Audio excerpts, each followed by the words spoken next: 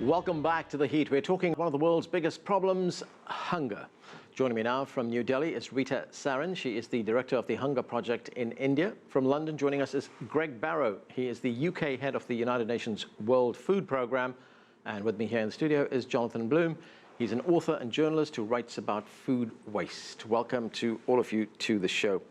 Rita, let me start with you in New Delhi. India is a developing country. It's seen spectacular economic growth in recent years. And according to the Indian Food Banking Network, its grain production has doubled in the last 20 years. Yet it is also a country that has 15% of the population suffering from undernourishment. Almost 200 million people in India go hungry every day. How does that happen in a country that is often cited as one of the big economic success stories in the world today? You know, the reality of India today is, you are absolutely right, that 1/3 of the world hungry live in my country, that every 4th child in my country is malnourished, that we rank 55th out of 63 countries in the Global Hunger Index. And this is our reality today. And as you rightly said, that we are a developing nation and we are moving fast towards more food production and our economy is growing. But what is keeping hunger and poverty in place in my country today is high level of poverty, inequality. It's meshed in the soil of my country. Women are very much unequal to men. So the gender disparity is huge. There is social seclusion, which is very, very typical to India, which is very, very typical to Asia and India. I can tell you more about India. Rising food prices, inflation, and I would here say that there's poor management and distribution of food commodities in my country at this point. And of course, add to this is the whole issue of governance, the good governance which is needed. Right, and we have heard some of those issues being cited by other guests as well. Greg, let me get to you. The UN has recognized that hunger is a serious problem in the world. Can you tell us about the role that it is playing in addressing this very big problem, hunger, and some of the programs that it's implemented, things like the Zero Hunger Challenge? Well, thank you. And let me just start by talking a little bit about the work of the organization I work for, the World Food Programme. We play two roles, really. We respond to acute hunger needs when there's an emergency, like an earthquake or a flood, a drought or civil man-made conflict. But we also try to work with communities and with governments to build up resilience so that communities who are particularly living in places of the world which are facing chronic and repeated cycles of bad weather, for example. In this context, we could think of a place like Bangladesh, where we know there are going to be difficult weather conditions related to the cyclone season almost every year. We build up the resilience of those communities so those communities are better able to cope when the next cyclone hits. But we work alongside many, many other organizations, including national governments and national non-governmental organizations that are focused on different areas.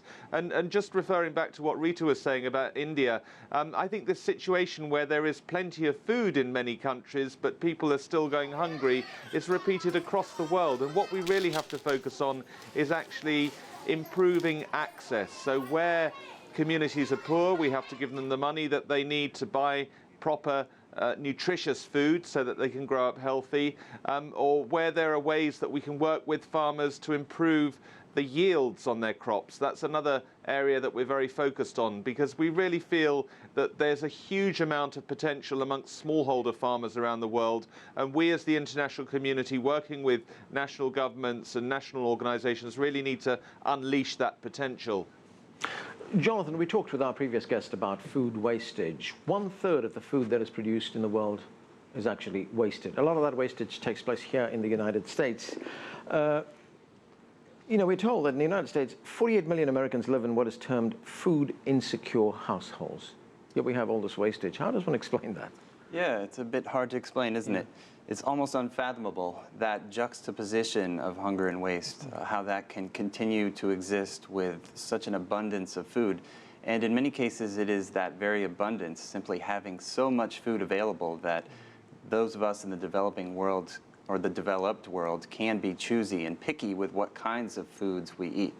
And so there is that sheer volume that creates this psychological notion that we don't have to be careful with our food, and as a result, we are not. And at the same time, there is that economic factor as well in the United States, where we are near all-time lows in the percentage of household spending that goes toward our food supply, and this is for the United States.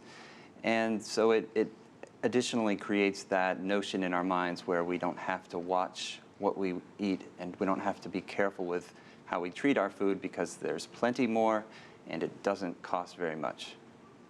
Rita, you talked a moment ago about some of the problems that India faces in feeding its population, some of the challenges that it faces, things like poor infrastructure, bad storage, bad governance, inequality. What about things like the provision of clean water, poor sanitation? How does that contribute to hunger in a country like India? You know, the situation in India today is that we account for 60% of the world's open defecation. 70% of Indians live in rural areas where 89% households have no toilets, and 77 million people lack access to safe water. The thing today is that the government of India is very committed to changing this situation, providing toilets, clean sanitation, clean drinking water. But that is not, half of the time the women in the villages spend in walking and fetching water rather than going to school or attending a skill development training program or anything which can earn her a livelihood. But she's not able to do that because she has to walk miles to get water, and there is no water and there is drought. So these are severe situations in my country, and almost 38 million Indians are affected by waterborne diseases annually. Efforts by government and commitment is there, but let me tell you, the non-governmental organizations in my country are also doing very good work like us. In the Hunger Project, for example, even if the government builds the toilets and tries to get water, people are not going to use the toilets because there's a cultural issue involved. Who is going to make that cultural issue turn around for people? Who is going to tell them that toilets is good for them, it's hygienic, it will stop diarrhea, it will stop waterborne diseases, it will help them have good health, then they can earn, then they can go to school. This is the work that the Hunger Project does with the communities in the villages, with the women who are elected to local governance, to talk to people, to talk to every household, to say that we must have clean drinking water and toilet in every household. Greg, which countries around the world are making the most progress in addressing hunger, and what are the biggest challenges in the years ahead? Well, I think India and China are two countries that stand out actually as making progress, but because of the sheer volume of people and the scale and the numbers we're talking about, there are still many, many undernourished people in those areas. But we have seen great progress in many parts of Asia. The real challenging areas are in sub-Saharan Africa, and I think there are two factors that are really driving the challenge in those areas. One is the impact of climate change, and the second area, which not only affects sub-Saharan Africa but also affects the Middle East region at the moment, is the impact of conflict. When you bring climate change and conflict into the mix, these are real game changers, and these make the challenge of our goal, reaching zero hunger, which is part of the Sustainable Development Goals by 2030, so much harder.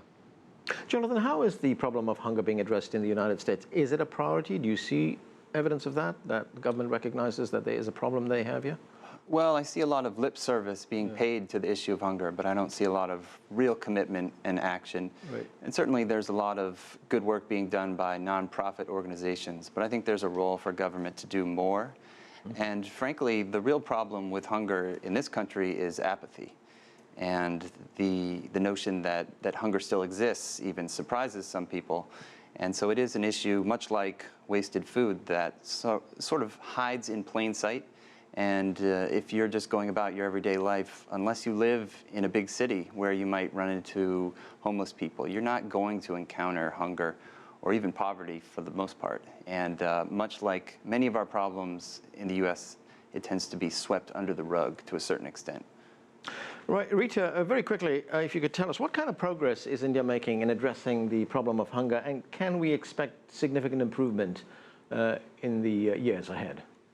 Yes, you know what? At this point, the biggest gain, as far as I, as an Indian, is concerned, that we are accepting the fact officially that we are a country which is having the maximum number of malnourished people, and the largest hungry people live in my country. So first step is that we've accepted that fact. The second step is that India is making a big progress, whether it is government or it is civil society. Look at the number of private sector people for the first time who are jumping into the fray to end hunger in my country. It never happened 10 years ago, 5 years ago. It is now that the corporate private sector is talking about it. The government is committed to SDGs.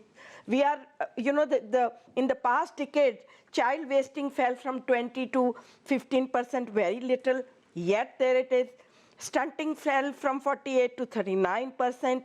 We are committed to SDGs. Our ICDS programs are doing well in the schools. Midday meal school is also one of the popular programs. The thing is that the government is committed. The thing is that now average normal Indian has woken up to the shameful fact of hunger and malnutrition in this country, right, and they all want to put an end to it. So there is a collective advocacy on it, collective advocacy. Okay, and we have to leave it there. Rita Sarin, Greg Barrow, Jonathan Bloom, thanks to all of you for